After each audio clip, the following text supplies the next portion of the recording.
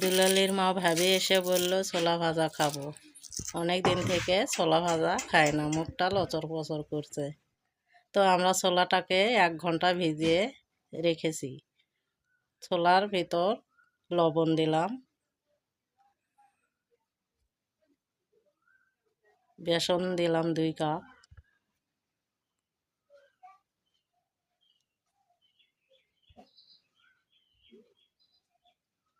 Cornflour দিলাম 1 cup, গুঁড়া মরিচ 1 চামচ, হাফ চা চামচ হলুদ, গরম মশলা 1 চামচ, ধনের গুঁড়া,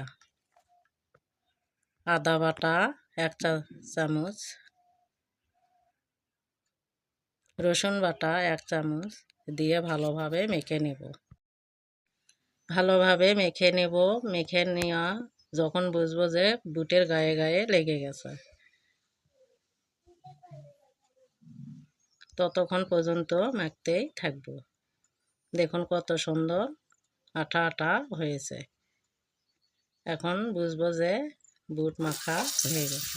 প্যানে ভেতর দিয়ে ভাজবো, ডুবো তেলে ভাজবো, মুচমুচে করে ভেজে নেব। একটু পরে কাঁচা মরিচ দিলাম ফ্লেভার আসার জন্য। ভেজে নেব আরও একটু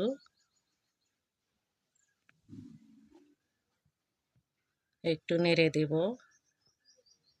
দেখুন কালারটা সুন্দর এসেছে, ব্রাউন কালার এসেছে।